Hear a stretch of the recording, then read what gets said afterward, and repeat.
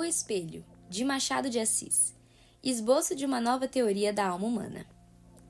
4 ou 5 cavalheiros debatiam uma noite várias questões de alta transcendência, sem que a disparidade dos votos trouxesse a menor alteração aos espíritos. A casa ficava no Morro de Santa Teresa. A sala era pequena, iluminada a velas, cuja luz fundia-se misteriosamente com o luar que vinha de fora. Entre a cidade, com as suas agitações e aventuras, e o céu, em que as estrelas pestanejavam, através de uma atmosfera límpida e sossegada, estavam os nossos 4 ou 5 investigadores de coisas metafísicas, resolvendo amigavelmente os mais árduos problemas do universo. Por que 4 ou 5? Rigorosamente, eram 4 os que falavam, mas, além deles, haviam na sala um 5º personagem, calado, pensando, cochilando, cuja espórtula no debate não passava de um ou outro resmungo de aprovação. Esse homem tinha a mesma idade dos companheiros, entre 40 e 50 anos. Era provinciano, capitalista, inteligente, não sem instrução, e, ao que parece, astuto e cáustico. Não discutia nunca, e defendia-se da abstenção com um paradoxo, dizendo que a discussão é a forma polida do instinto batalhador que jaz no homem, como uma herança bestial. E acrescentava que os serafins e os querubins não controvertiam nada, e, aliás, eram a perfeição espiritual e eterna. Como desse esta mesma resposta naquela noite, contestou-lhe a um dos presentes e desafiou a demonstrar o que dizia, se era capaz. Jacobina, assim se chamava ele, refletiu um instante e respondeu: Pensando bem, talvez o senhor tenha razão. Vai senão, quando no meio da noite sucedeu que este casmurro usou da palavra, e não 2 ou 3 minutos, mas 30 ou 40. A conversa, em seus meandros, veio a cair na natureza da alma, ponto que dividiu radicalmente os 4 amigos. Cada cabeça, cada sentença. Não só o acordo, mas a mesma discussão tornou-se difícil, se não impossível, pela multiplicidade das questões que se deduziram do tronco principal e um pouco, talvez, pela inconsistência dos pareceres. Um dos argumentadores pediu ao Jacobina alguma opinião, uma conjetura ao menos. Não, nem conjetura nem opinião. Uma ou outra pode dar lugar a dissentimento, e como sabem, eu não discuto. Mas se querem ouvir-me calados, posso contar-lhes um caso de minha vida em que ressalta a mais clara demonstração acerca da matéria que se trata. Em primeiro lugar, não existe apenas uma alma, existem 2. 2? Nada menos do que 2 almas. Cada criatura humana traz 2 almas consigo, uma que olha de dentro para fora e outra que olha de fora para dentro. Espantem-se à vontade, podem ficar de boca aberta, dar de ombros, tudo. Eu não admito réplica. Se me replicarem, acabo o charuto e vou dormir. A alma exterior, então, pode ser um espírito, um fluido, um homem, muitos homens, um objeto, uma operação. Há casos, por exemplo, em que um simples botão de camisa é a alma exterior de uma pessoa. Assim também a polca, o voltarete, um livro, uma máquina, um par de botas, uma cavatina, um tambor, etc. Está claro que o ofício dessa segunda alma é transmitir a vida, como a primeira. As 2 complementam o homem, só que é, metafisicamente, como uma laranja. Quem perde uma das metades, assim como uma laranja, perde naturalmente metade da sua existência, e há casos não raros que a perda de metade da alma implica o fim da existência inteira. Shylock, por exemplo. A alma exterior daquele judeu eram os seus ducados. Perdê-los equivalia a morrer. Nunca mais verei meu ouro, dizia ele a Tubal. É um punhal que me enterras no coração. Vejam bem, esta frase, a perda dos ducados, a alma exterior, era a morte para ele. Agora é preciso saber que a alma exterior não é sempre a mesma. Não? Não, senhor. Muda de natureza e de estado. Não aludo a certas almas absorventes como a pátria, com a qual disse o Camões que morria, e o poder, que foi a alma exterior de César ou de Cromwell. São almas enérgicas e exclusivas, mas há outras, embora enérgicas, de natureza mutável. Há cavalheiros, por exemplo, cuja alma exterior nos primeiros anos foi um chocalho ou um cavalinho de pau, e mais tarde uma provedoria de irmandade, suponhamos. Pela minha parte, conheço uma senhora, na verdade gentilíssima, que muda de alma exterior 5 ou 6 vezes por ano. Durante a estação lírica é a ópera. Cessando a estação, a alma exterior substitui-se por outra. Um concerto, um baile de cassino, a Rua do Ouvidor, Petrópolis... Perdão, essa senhora quem é? Essa senhora é parenta do diabo e tem o mesmo nome, chama-se Legião. E assim como outros muitos casos, eu mesmo tenho experimentado dessas trocas. Não as relato, porque iria longe, restringe-me ao episódio que lhes falei, o episódio dos meus 25 anos. Os 4 companheiros, ansiosos de ouvir o caso prometido, esqueceram a controvérsia. Santa curiosidade! Tu não és só a alma da civilização, és também o pomo da concórdia, fruta divina de outro sabor que não aquele pomo da mitologia. A sala, até há pouco ruidosa de física e metafísica, é agora um mar morto. Todos os olhos estão no Jacobina, que conserta a ponta do charuto, recolhendo as memórias. Eis aqui como ele começou a narração. Tinha 25 anos, era pobre e acabava de ser nomeado alferes da Guarda Nacional. Não imaginam o que aconteceu comigo por causa disso. Minha mãe ficou tão orgulhosa, tão contente, chamava-me de o seu alferes. Primos e tios, foi tudo uma alegria tão sincera e pura. Na vila, note-se bem, houve alguns despeitados, choro e ranger de dentes, e o motivo não foi senão outro que o posto tinha muitos candidatos e que estes se perderam. Suponho também que uma parte do desgosto foi inteiramente gratuita, nasceu da simples distinção. Lembro-me de alguns rapazes, que se davam bem comigo, passaram a olhar-me com revés durante algum tempo, só por causa do posto. Em compensação, tive muitas pessoas que ficaram satisfeitas com a nomeação, e a prova é que todo o fardamento foi me dado por amigos. Vai então que uma das minhas tias, Dona Marcolina, viúva do capitão Peçanha, que morava a muitas léguas da vila, num sítio escuso e solitário, desejou ver-me e pediu que fosse ter com ela e levasse a farda. Fui acompanhado de um pajem, que, daí a dias, tornou a vila, porque a tia Marcolina apenas me pilhou no sítio, escreveu a minha mãe dizendo que não me soltava antes de um mês, pelo menos, acreditam? E abraçava, me chamava de seu alferes, achava-me um rapagão bonito. Como era um tanto patusca, chegou a confessar que tinha inveja da moça que houvesse de ser minha mulher. Jurava que em toda a província não havia outro que me pusesse o pé adiante. E sempre alferes pra cá, alferes pra lá, alferes a toda hora. E eu pedi-lhe que me chamasse de Joãozinho, como acontecia antes, e ela abanava a cabeça, brandando que não, que era o senhor alferes. Um cunhado dela, irmão do finado Peçanha que ali morava, não me chamava de outra maneira. Era o senhor alferes, não por gracejo, mas a sério, e à vista dos escravos, que naturalmente foram pelo mesmo caminho. Na mesa tinha eu o melhor lugar, e era o primeiro a ser servido. Nem imaginam. Se lhes disser que o entusiasmo da tia Marcolina chegou ao ponto de mandar pôr no meu quarto um grande espelho, obra rica e magnífica, que destoava do resto da casa, cuja mobília era modesta e simples, era um espelho que lhe dera a madrinha, e que esta herdara da mãe, que o comprara de uma das fidalgas vindas em 1808 com a corte de Dom João VI.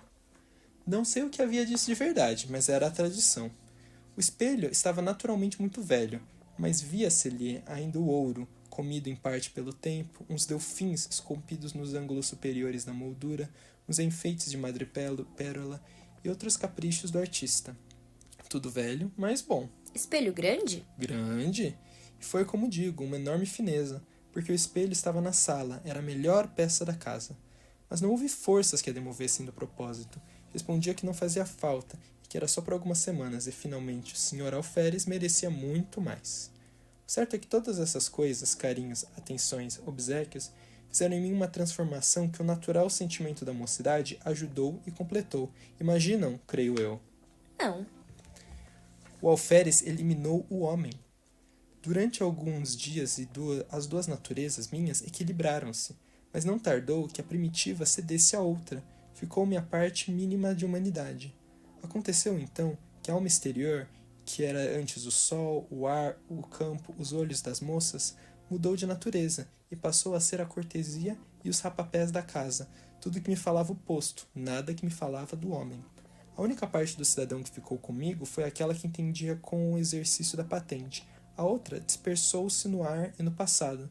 Custa-lhes acreditar, não? Custa-me até entender. Vai entender. Os fatos explicarão melhor os sentimentos. Os fatos são tudo. A melhor definição do amor não vale um beijo de moça namorada. E se bem me lembro, um filósofo antigo demonstrou o movimento andando. Vamos aos fatos. Vamos ver como, ao tempo em que a consciência do homem se obliterava, a do alferes tornava-se viva e intensa. As dores humanas, as alegrias humanas, se eram só isso, mal obtinham de mim uma compaixão apática ou um sorriso de favor. No fim de 3 semanas, era outro, totalmente outro. Era exclusivamente alferes. Ora, um dia recebeu a tia Marcolina uma notícia grave. Uma de suas filhas, casadas com um lavrador residente dali a 5 léguas, estava mal e à morte. Adeus, sobrinho, adeus, alferes. Era a mãe extremosa, e armou logo uma viagem. Pediu ao cunhado que fosse com ela e a mim que tomasse conta do sítio. Creio que, se não fosse aflição, disporia o contrário. Deixaria o cunhado ir e iria comigo. Mas o certo é que eu fiquei só, com os poucos escravos da casa. Confesso-lhes que desde logo senti uma grande opressão, alguma coisa semelhante ao efeito de 4 paredes de um cárcere subitamente levantadas em torno de mim. Era a alma exterior que se reduzia, que agora estava limitada a alguns espíritos boçais. O alferes continuava a dominar em mim, embora a vida fosse mais intensa e a consciência mais débil. Afinal, menos intensa, não é? Escravos punham uma nota de humildade nas suas cortesias, que de certa maneira compensava a afeição dos parentes e a intimidade doméstica interrompida. Notei mesmo, naquela noite, que eles se dobravam de respeito, de alegria, de protestos. Nhô alferes de minuto a minuto. Nhô alferes é muito bonito. Nhô alferes há de ser coronel. Nhô alferes há de casar com moça bonita, filha de general. Um concerto de louvores e profecias que me deixou estático. Ah, pérfidos! Mal podia eu suspeitar a intenção secreta daqueles malvados. Matá-lo? Antes assim fosse. Coisa pior? Ouçam-me. Na manhã seguinte achei-me só. Os velhacos, seduzidos por outros ou de movimento próprio, tinham resolvido fugir durante a noite, e assim fizeram. Achei-me só, sem mais ninguém, entre 4 paredes diante do terreiro deserto e da roça abandonada. Nenhum fôlego humano. Corri a casa toda, a senzala, tudo, nada, ninguém, nenhum molequinho que fosse. Galos e galinhas tão somente, um par de mulas que filosofavam a vida sacudindo as moscas e 3 bois. Mesmo cães foram levados pelos escravos, nenhum ente humano. Parece-lhes que isso era melhor do que ter morrido? Era pior. Não por medo, juro-lhes que não tinha medo. Era um pouco atrevidinho, tanto que não senti nada durante as primeiras horas. Fiquei triste por causa do dano causado à tia Marcolina. Fiquei também um pouco perplexo, não sabendo se devia ir ter com ela, para lhe dar a triste notícia ou ficar tomando conta da sua casa. Adotei o segundo alvitre, para não me desamparar da casa. E, porque, se a minha prima enfermava e estava mal, eu apenas ia aumentar a dor da mãe, sem remédio nenhum. Finalmente esperei que o irmão do tio Peçanha voltasse naquele dia ou no outro, visto que tinham saído havia 36 horas. Mas a manhã passou sem vestígio dele, e à tarde comecei a sentir uma sensação como de pessoa que houvesse perdido toda a ação nervosa, não tivesse consciência da ação muscular. O irmão do tio Peçanha, que voltou nesse dia, nem no outro, nem naquela outra semana. Minha solidão tomou proporções enormes. Nunca os dias foram mais compridos. Nunca o sol abrasou a terra com uma obstinação mais cansativa. As horas batiam de século em século, no velho relógio da sala, cuja pêndula, tic-tac, tic-tac, feria-me a alma interior, como um piparote contínuo da eternidade. Quando, muitos anos depois, li uma poesia americana, creio que Longfellow, topei com esse famoso estribilho: Never, forever, forever, never. Confesso-lhes que tive um calafrio, recordei-me daqueles dias medonhos. Era justamente assim que fazia o relógio de tia Marcolina. Never, forever, forever, never. Não eram golpes de pêndula, era um diálogo do abismo, um cochilo do nada. Então, de noite. Não que a noite fosse mais silenciosa, o silêncio era o mesmo que de dia, mas a noite era a sombra, era a solidão ainda mais estreita e mais larga. Tic-tac, tic-tac. Ninguém nas salas, ninguém na varanda, nos corredores, no terreiro, ninguém em parte nenhuma. Riem-se? Sim, parece que tinha um pouco de medo. Oh, foram bons se pudesse ter medo, viveria. Mas o característico daquela situação é que eu nem sequer podia ter medo, isto é, o medo vulgarmente entendido. Tinha uma sensação inexplicável. Era como um defunto andando, um sonâmbulo, um boneco mecânico. Dormindo era outra coisa. O sono dava-me alívio, não pela razão comum de ser irmão da morte, mas por outra. Acho que posso explicar assim esse fenômeno. O sono, eliminando a necessidade de uma alma exterior, deixava atuar a alma interior. Nos sonhos, fardava-me orgulhosamente no meio da família e dos amigos que me elogiavam o garbo e que me chamavam de alferes. Vinha um amigo na nossa casa e prometia-me o posto de tenente, outro de capitão e de major, e tudo isso me fazia me viver. Mas quando acordava, já claro, esvaía-se, com o sono e a consciência do meu ser novo e único, porque a alma interior perdia a ação exclusiva e ficava dependente da outra, que teimava em não tornar. Não tornava. Eu saía fora, a um lado e outro, a ver se descobria algum sinal de regresso. Seuen, ne vois-tu rien venir? Nada, coisa nenhuma, tal qual como na lenda francesa. Nada mais do que a poeira da estrada e o capinzal dos morros. Voltava para casa, nervoso, desesperado, estirava-me no canapé da sala. Tic-tac, tic-tac. Levantava-me, passeava, tamborilava nos vidros das janelas, assoviava. Em certa ocasião, lembrei-me de escrever alguma coisa, um artigo político, um romance, uma ode. Não escolhi nada definitivamente. Sentei-me e tracei no papel algumas palavras e frases soltas, para intercalar no estilo. Mas o estilo, como a tia Marcolina, deixava-me estar. Seuen. Coisa nenhuma, quando me via negrejar a tinta e alvejar o papel. Mas não comia? Comia mal. Frutas, farinhas, conservas, algumas raízes tostadas no fogo, mas suportaria tudo alegremente se não fosse a terrível situação moral em que me achava. Recitava versos, discursos, trechos latinos, liras de Gonzaga, oitavas de Camões, décimas, uma antologia de 30 volumes.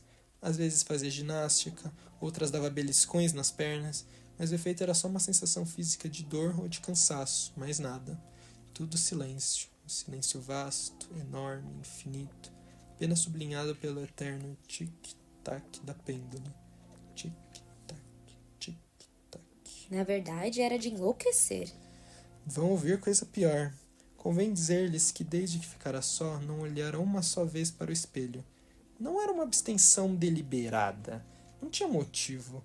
Era um impulso inconsciente, um receio de achar-me e dois, e ao mesmo tempo naquela casa solitária. E se tal explicação é verdadeira, nada prova melhor a contradição humana, porque no fim de 8 dias deu-me a veneta de olhar ao espelho com o fim justamente de achar-me dois. Eu olhei e recuei. O próprio vidro parecia conjurado com o resto do universo. Não me estampou a figura nítida inteira, mas vaga, esfumada, difusa, sombra de uma sombra. A realidade das leis físicas não permite negar que o espelho reproduziu-me textualmente, com os mesmos contornos e feições. Assim devia ter sido, mas tal não foi a minha sensação. Então tive medo, atribuí o fenômeno à excitação nervosa em que andava. Receei ficar mais tempo e enlouquecer. Vou-me embora, disse comigo. Levantei o braço com um gesto de mau humor, e ao mesmo tempo de indecisão, olhando para o vidro, o gesto lá estava, mas disperso, esgaçado, mutilado até. Entrei a vestir-me, murmurando comigo, tossindo sem tosse, sacudindo a roupa com estrépito, afligindo-me a frio com os botões, para dizer alguma coisa. De quando em quando, olhava furtivamente para o espelho. A imagem era a mesma difusão de linhas, a mesma decomposição de contornos. Continuei a vestir-me. Subitamente, uma inspiração inexplicável, por um impulso sem cálculo, lembrou-me. Se forem capazes de adivinhar qual foi a minha ideia. Diga! Estava a olhar para o vidro, com uma persistência de desesperado, contemplando as próprias feições derramadas e inacabadas, uma nuvem de linhas soltas, informes, quando tive o pensamento. Não, vocês não são capazes de adivinhar. Mas diga! Lembrou-me de vestir a farda de alferes. Vestia, aprontei-me de todo, e como estava de frente ao espelho, levantei os olhos, e... Não lhes digo nada. O vidro reproduziu então a figura integral. Nenhuma linha nem menos. Nenhum contorno diverso. Era eu mesmo, o alferes, que achava, enfim, a alma exterior. Essa alma ausente, como a dona do sítio, dispersa e fugida com os escravos, ei-la recolhida no espelho. Imaginai um homem que, pouco a pouco, emerge de um letargo, abre os olhos sem ver, depois começa a ver, distingue as pessoas dos objetos, mas não conhece individualmente uns nem outros. Enfim, sabe que este é fulano ou cicrano. Aqui está uma cadeira e ali está um sofá. Tudo volta ao que era antes do sono. Assim foi comigo. Olhava para o espelho, ia de um lado para o outro, recuava, gesticulava e o vidro exprimia tudo. Não era mais que um autômato, um ente animado. Daí em diante fui outro. Cada dia, a uma certa hora, vestia-me de alferes e sentava-me diante do espelho, lendo, olhando, meditando. No fim de 2 e 3 horas, despia-me outra vez. Como esse regime, pude atravessar mais 6 dias de solidão, sem o sentir. Quando os outros voltaram a si, o narrador tinha descido as escadas. Fim.